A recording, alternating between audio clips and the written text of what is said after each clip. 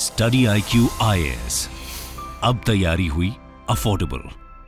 दोस्तों, Mauritius based एफ्रेशिया bank और south Africa based market research firm new world health द्वारा release की गई एक रिपोर्ट के अनुसार 2008 से 2018 के बीच हमारे देश की टोटल प्राइवेट वेल्थ 98% ग्रो हुई है। यही नहीं, इस एनालिसिस में इंडियन इकोनॉमी के इस ग्रोथ पैटर्न को देखते हुए ये उम्मीद भी लगाई जा रही है कि इसके बाद आने वाले 10 सालों में यानी 2019 से 2029 तक इंडियंस की टोटल प्राइवेट वेल्थ 130% ग्रो हो जाएगी, जो उस समय यूके और जर्मनी के नागरिकों की टोटल प्राइवेट वेल्थ से भी ज्यादा होगी। यही नहीं, 2017 में वर्ल्ड बैंक की तत्कालीन सीईओ और इंटरनेशनल मॉनेटरी फंड की current managing director Kristalina Georgieva ने प्रेडिक्ट किया था कि 2047 में अपने इंडिपेंडेंस के 100 साल पूरे होने तक इंडिया एक हायर मिडिल क्लास कंट्री बन जाएगा। ऐसे में हम साफ देख सकते हैं कि इंडिया की इकोनॉमिक ग्रोथ को लेकर वर्ल्ड लेवल पर कितने पॉजिटिव प्रोजेक्शंस किए जा रहे हैं। सभी को इंडिया से बहुत होप्स हैं। लेकिन दोस्तों, आजाद भारत का इतिहास बताता है कि इंडिया ने हमेशा एक्सपेक्टेशन से ज्यादा ही अचीव किया है। आज की स्थिति में इंडिया जहां खड़ा है, उसे देखते हुए आज से लगभग 30 साल पहले जब India balance of payment deficit से उत्पन्न हुए इकोनॉमिक क्राइसिस से गुजर रहा था, तब किसी ने यह एक्सपेक्ट नहीं किया था कि इंडिया आगे जाकर वर्ल्ड में 6th लार्जेस्ट इकोनॉमी बन जाएगा। तो ऐसे में सवाल ये उठता है कि हम अपनी ग्रोथ प्रेडिक्शंस और प्रोजेक्शंस को किसी और के चश्मे से क्यों देख रहे हैं, जब हमने आज तक सबकी एक्सपेक्टेशन से ज्यादा परफॉर्म किया है, तो हम आगे भी ये क्यों नहीं कर सकते। इसीलिए दोस्तों, एक छोटा लक्ष्य ना रखते हुए आज हम इस विषय पर चर्चा करेंगे कि वो 5 रीजंस क्या हैं जिस वजह से इंडिया दुनिया की रिचेस्ट कंट्री बन सकता है या फिर बनने वाला है। लेकिन आज का हमारा ये डिस्कशन शुरू करने से पहले हम आपको बता दें कि ये टॉपिक आपके ऐसे और जीएस मेंस पेपर 3 के इंडियन इकोनॉमी के पर्सपेक्टिव से भी इंपॉर्टेंट है। इसके बारे में हम वीडियो के अंत में और भी बात करेंगे, पर फिलहाल के लिए अपने डिस्कशन को हम आगे बढ़ाते हैं। दोस्तों, इंटरप्शन के लिए माफी, पर ये कोई ऐड नहीं है। बस आपसे एक ऐसी इंफॉर्मेशन साझा करनी है जिसकी मदद से हम एजुकेशन को अफोर्डेबल बनाने की तरफ एक इंपॉर्टेंट कदम उठा रहे हैं। स्टडी IQ ने अपना UPSC pre plus mains live foundation batch start किया है, जिसमें आपको सारा का सारा कंटेंट लाइव दिया जाएगा। 900+ आवर्स का live content, 1-to-1 mentorship, current affairs programs, prelims के practice questions, mains answer writing practice और भी बहुत कुछ। मात्र 18,999 के डिस्काउंटेड प्राइस पे अगर आप AG live coupon code use करते हैं। दोस्तों, अगर आप या फिर आपके दोस्त या भाई बहन कभी भी यूपीएससी का एक सीरियस अटेम्प्ट देना चाहते हैं, तो आई डोंट थिंक कि इससे बेहतर मौका फिर कभी मिलेगा। एंड जस्ट टू मेंशन, ये प्राइस लिमिटेड स्टूडेंट्स के लिए है। दोस्तों, इन बैचेस में एडमिशन की लास्ट डेट 31 अगस्त है और क्लासेस की टाइमिंग मॉर्निंग 8 AM रहेगी। तो अब आप भी AG live coupon code use करके अपनी यूपीएससी की तैयारी को भारत के बेस्ट एजुकेटर्स के साथ स्टडी IQ के फाउंडेशन बैचेस का सपोर्ट प्रोवाइड कर सकते हैं। इस बात से रिलेटेड सभी इंपॉर्टेंट लिंक्स आपको पिन कमेंट में मिल जाएंगी। अब आप अपना वीडियो देख सकते हैं, but don't forget to use AG live, otherwise you will say कि बाकी लोगों को कम रेट्स पे कोर्स मिला है।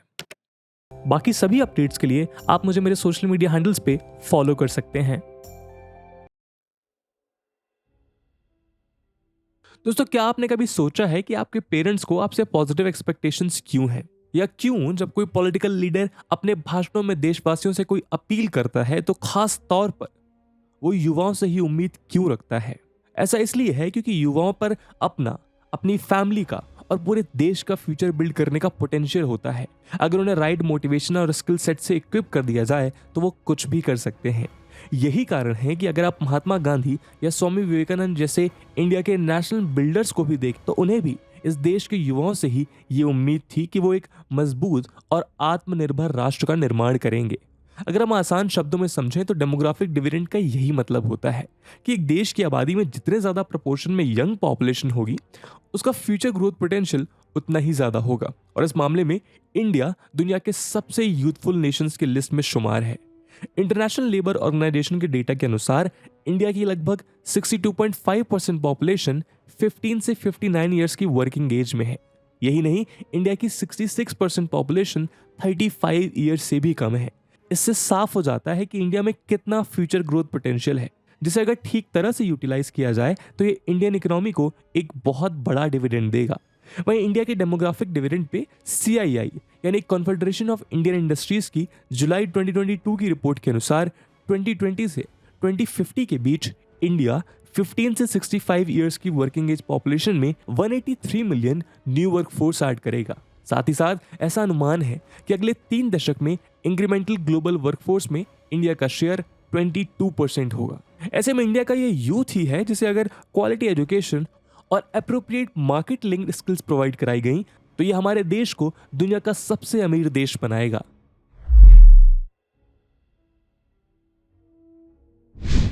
दोस्तों, अगर आपको याद हो तो एंशिएंट और मिडवेल टाइम से ही दुनिया भर से ट्रेडर्स इंडिया आया करते थे और इसका एक बड़ा कारण है कि इंडिया में बहुत सी ऐसी चीजें पैदा की जाती थी जो उस वक्त दुनिया में और कहीं भी एक साथ देखने को नहीं मिलती थी।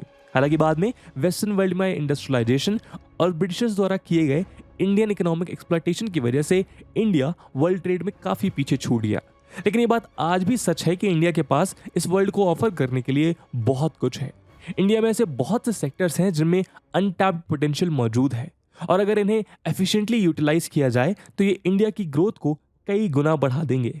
अगर हम इंडिया की ज्योग्राफिकल डाइवर्सिटी देखें तो इसमें 15 एग्रो क्लाइमेटिक जोन्स हैं, जिस वजह से इंडिया में किसी भी तरह की क्रॉप उगाई जा सकती है। साथ ही कोविड और फिर ऑनगोइंग रशिया यूक्रेन वॉर के चलते आ रहे फूड ग्रेन क्राइसिस को रिजॉल्व करने में इंडिया ने जिस तरह की अहम भूमिका निभाई है उससे साफ पता चलता है कि अगर इंडिया के एग्रीकल्चरल स्ट्रक्चर को रिफॉर्म करके कैपिटलाइज किया जाए तो वह ग्रोथ की नई ऊंचाइयां छू सकता है। साथ ही इंडिया अपनी यूनिक कल्चरल डाइवर्सिटी के लिए भी फेमस है, जिसकी वजह से यहाँ दुनिया भर से टूरिस्ट आते हैं। World travel and tourism council की रिपोर्ट के अनुसार 2018 में इंडिया की जीडीपी का 9.6% टूरिज्म सेक्टर से ही आया था। इसके अलावा अपनी डाइवर्सिटी की वजह से इंडिया में ऐसे बहुत से प्रोडक्ट्स मैन्युफैक्चर किए जाते हैं जिनकी वर्ल्ड मार्केट में काफी डिमांड है। फिर चाहे वो कश्मीरी कारपेट्स हो या झाबुआ की ट्राइबल डॉल या फिर दार्जिलिंग टी। ऐसे में बस हमें जरूरत है इसी तरह के और हिडन जेम्स को ढूंढने की और इन प्रोडक्ट्स को ठीक तरह से मार्केट करने की, और फिर वो दिन दूर नहीं जब इंटरनेशनल ट्रेड में फिर से इंडिया का बोलबाला होगा। वर्ल्ड बैंक की 2018 में रिपोर्ट के अनुसार इंडिया वर्ल्ड की 6th लार्जेस्ट मैन्युफैक्चरर है। इसको देख के ऐसा माना जा रहा है कि चाइना के बाद अब इंडिया में वर्ल्ड फैक्ट्री बन सकती है। लेकिन इंडिया के न्यूली ग्रोइंग स्टार्टअप कल्चर और एमएसएमईज को देखकर लगता है कि इंडिया इससे भी ज्यादा बनने का पोटेंशियल रखता है। दोस्तों, इन्वेस्ट इन इंडिया के अवेलेबल डेटा के मुताबिक जुलाई 2022 की स्थिति में इंडिया में 105 यूनिकॉर्न्स थे। हम आपकी जानकारी के लिए बता दें कि यूनिकॉर्न कंपनीज उनको कहा जाता है जिनकी टोटल वैल्यूएशन $1 बिलियन से ज्यादा होती है। इंडिया में ऐसे यूनिकॉर्न स्टार्टअप्स का टोटल वैल्यूएशन 338.5 बिलियन है। यही नहीं, इनमें से 63 यूनिकॉर्न्स 2020 के बाद ही स्टैब्लिश किए गए हैं। ऐसे में इंडिया के स्टार्टअप्स के ग्रोथ पोटेंशियल को आप खुद ही समझ सकते हैं। इसके अलावा अगर हम पर्टिकुलर सेक्टर्स की बात करें तो इंडिया फार्मास्यूटिकल इंडस्ट्री में दुनिया का सबसे बड़ा मैन्युफैक्चरर है। वहीं आईटी सर्विसेज में भी इंडिया एक लीडिंग एक्सपोर्टर है। साथ ही e commerce, textile, automobile industries में भी इंडिया की स्टैंडिंग काफी स्ट्रांग है। वहीं अगर हम वर्ल्ड के टेक्निकल स्फीयर और जॉब मार्केट की बात करें तो यहाँ भी इंडियंस ने अपने टैलेंट के झंडे गाड़ दिए हैं। यही कारण है कि वर्ल्ड सर्विस सेक्टर के सेगमेंट में इंडिया 8th रैंक पर है। साथ ही इंडिया में वर्ल्ड की 2nd लार्जेस्ट लेबर फोर्स होने की वजह से यूएन की रिपोर्ट के अनुसार 2021 में इंडिया $87 बिलियन का रेमिटेंस रिसीव करके वर्ल्ड में टॉप पर था। ऐसे में हम देख सकते हैं कि इंडिया के पास प्राइमरी, सेकेंडरी, टर्शरी और यहाँ तक कि क्वार्टरनरी सेक्टर तक में ऑफर करने के लिए बहुत कुछ है, जहाँ हर फील्ड में अनटैप्ड पोटेंशियल देखने को मिलता है, जिसे अगर ठीक तरह से कैपिटलाइज किया जा सके तो इंडिया इस दुनिया के शिखर पर होगा। दोस्तों, वर्ल्ड प्लेटफॉर्म पे इंडिया काफी कुछ ऑफर करने के साथ साथ अपनी ह्यूज पोटेंशियल की वजह से एक कॉन्टिनेंट साइज्ड डोमेस्टिक मार्केट भी बन जाता है, जिस वजह से इंडिया के अपने प्रोडक्ट्स के लिए भी एक सफिशिएंट डिमांडिंग मार्केट मौजूद है। लेकिन इंडियन पॉपुलेशन के साइज की वजह से कोई भी बिजनेस वर्ल्ड इंडिया को अवॉइड नहीं कर सकता। वर्ल्ड इकोनॉमिक फोरम द्वारा 2020 में रिलीज किए गए एक एस्टिमेट के अकॉर्डिंग आने वाले 10 सालों में अपने पॉपुलेशन में मिडिल क्लास के बढ़ते प्रपोर्शन और इस मिडिल क्लास की बढ़ती परचेजिंग पावर के चलते इंडिया यूएस और चाइना के बाद दुनिया की 3rd लार्जेस्ट कंज्यूमर मार्केट बन जाएगा। आज वर्ल्ड में इंडिया की स्ट्रॉन्ग डिप्लोमेटिक पोजीशन की एक बड़ी वजह ये जाइगेंटिक इंडियन मार्केट ही है, जिसकी वजह से दुनिया का कोई भी देश इंडिया से अपने कमर्शियल रिलेशंस खराब नहीं करना चाहता। दोस्तों, इसका एग्जाम्पल भी हमने ऑनगोइंग रशिया यूक्रेन वॉर और इससे पहले यूएस ईरान टसल के दौरान देखा, जब इंडिया ने यूएस के सैंक्शंस की वार्निंग को इग्नोर करते हुए अपने शर्तों पर ही अपने रशिया और ईरान से ट्रेड रिलेशंस बनाए रखे। और इंडिया के ऐसा करने के बाद भी यूएस या दुनिया का कोई भी अन्य देश इंडिया की ही शर्तों पर चलने को मजबूर दिखा। यही नहीं, जून 2022 में इकोनॉमिक टाइम्स में छपी एक रिपोर्ट के अनुसार इंडिया वर्ल्ड कैपिटल मार्केट में 5th कंट्रीब्यूटर है। ऐसे में वर्ल्ड इकोनॉमी में इंडिया की इसी स्टैंडिंग की वजह से आज इंडिया का इकोनॉमिकली मजबूत होना अन्य सभी देशों के लिए जरूरी है। यही कारण है कि इंडिया वक्त के साथ डिप्लोमेटिकली वेल कनेक्ट हो गया है और आज वर्ल्ड प्लेटफॉर्म्स पे उसके डिप्लोमेटिक ओपिनियन को प्रेफरेंस दी जाती है। यही डिप्लोमेटिक रिलेशंस अन्य देशों से उसके बढ़ते बिजनेस रिलेशंस और इकोनॉमिक पैक्ट्स की शक्ल में हमारी इकोनॉमी को ग्रो करने में अधिक मदद कर रहे हैं। ऐसे में आने वाले समय में जैसे जैसे इंडिया का कद और बढ़ता जाएगा, इंडिया अपनी इस स्टैंडिंग को और भी बेहतर तरीके से कैपिटलाइज कर पाएगा और यही उसके रिचेस्ट कंट्री बनने के सपने को साकार करने में मदद करेंगे। दोस्तों, एक कंट्री को इकोनॉमिकली स्ट्रांग और सक्सेसफुल बनने के लिए उसकी फाउंडेशन स्ट्रांग होना बहुत जरूरी है। न केवल इकोनॉमिक फाउंडेशन बल्कि उसके गवर्निंग प्रिंसिपल्स का फाउंडेशन भी स्ट्रांग होना चाहिए, क्योंकि ऐसा होने पर ही उस कंट्री में एक स्टेबल और ट्रस्ट इंड्यूसिंग एटमॉस्फेयर क्रिएट हो पाएगा। ऐसे में हमें इस बात पर फक्र होना चाहिए कि हमारे देश के नेशन बिल्डर्स ने हमारे देश को एक मजबूत नींव दी, जिसके चलते 100 से ज्यादा मेजर और 1000 से ज्यादा माइनर लैंग्वेजेस बोलने वाला इतना कल्चरली डाइवर्स हमारा देश बीते 75 सालों में कई तरह के उतार चढ़ाव देखने के बाद भी आज स्ट्रांगली खड़ा है। इसका ठीक उल्टा उदाहरण हम अपने पड़ोसी देश पाकिस्तान में देख सकते हैं, जहां उसकी वीक फाउंडेशन की वजह से वो आज एक इकोनॉमिकली और पॉलिटिकली फेल्ड स्टेट बनकर रह गया है। ये हमारे देश के स्ट्रॉन्ग फाउंडेशंस ही हैं जिसने आज़ादी के बाद पैदा हुए फूड क्राइसिस, अर्ली 1990s में हुए बेल आउट क्राइसिस, इंडो पाक और सिनो इंडिया वॉर्स और 2 सिटिंग प्राइम मिनिस्टर्स को असैसिनेशन में खो देने के बाद भी इस देश को बांधे रखा। यही कारण है कि वर्ल्ड लेवल पे इन्वेस्टर्स और मल्टीनेशनल बिजनेस हाउसेस हमारे देश में इन्वेस्ट करना चाहते हैं, क्योंकि ये मार्केट में इंडिया के लिए पॉजिटिव सेंटिमेंट्स जगाता है।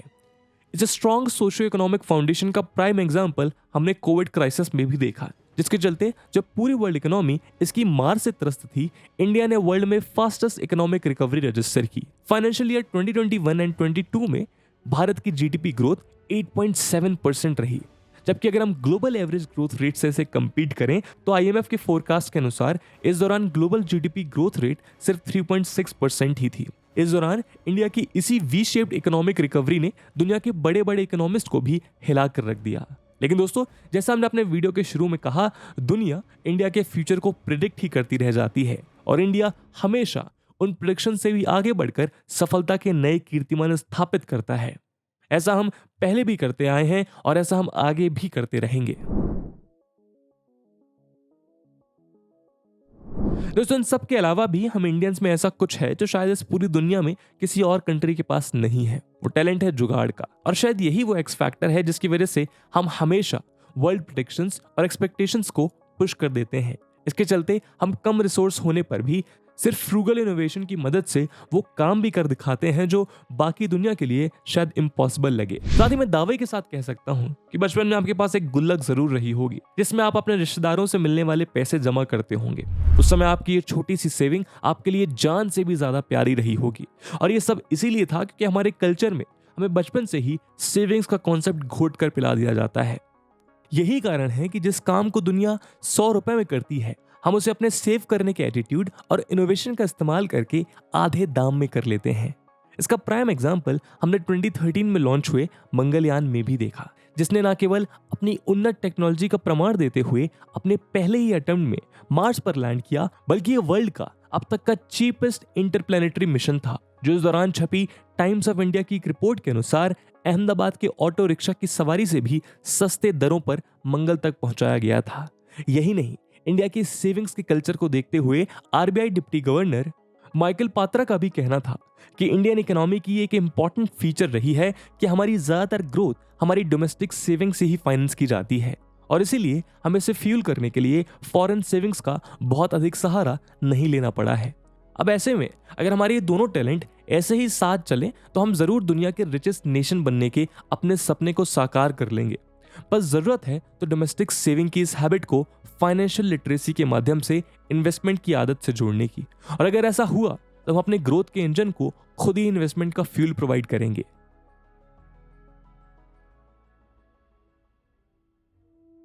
दोस्तों हालांकि हमने हमारे इस डिस्कशन में सिर्फ 5 रीजंस की बात की है, पर इंडिया जैसे विशाल देश में ऐसे ढेरों फैक्टर्स हैं जो उसे वर्ल्ड की रिचेस्ट कंट्री बनने में हेल्प करेंगे।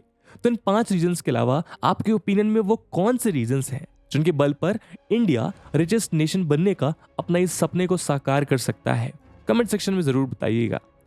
मगर ये बात भी सही है कि हमारे सपने को अचीव करने में शायद थोड़ा वक्त और लगेगा, लेकिन टारगेट से ज्यादा जरूरी विजन है। अगर एक बार आपने अपने किसी सपने को अपने विजन की तरह सेट कर लिया है तो फिर उसको पाने में ज्यादा दिक्कतें नहीं आती हैं। जरूरत है तो माइंडसेट शिफ्ट की, जरूरत है तो आपकी और मेरी सोच को बदलने की। जिस दिन बदल लेंगे उस दिन सब कुछ हो जाएगा। और जैसे कि मैंने वीडियो के पहले भाग में आपको बताया कि इस वीडियो की इंपॉर्टेंस यूपीएससी मेंस के पर्सपेक्टिव से काफी ज्यादा है, और उसी इंपॉर्टेंस को देखते हुए एक सवाल हम आपके लिए छोड़कर जा रहे हैं जिसको आपको कमेंट सेक्शन में आंसर करना है। And the question is, among several factors for India's potential growth, the savings rate is the most effective one. Do you agree? What are the other factors available for growth potential? And with this question, my friends, that's it for the video. I hope आपको video पसंद आई होगी, और अगर पसंद आई है तो अपने दोस्तों के साथ शेयर करना मत भूलिएगा। हम मिलते हैं अगले वीडियो में, तब तक के लिए जय हिंद, जय भारत।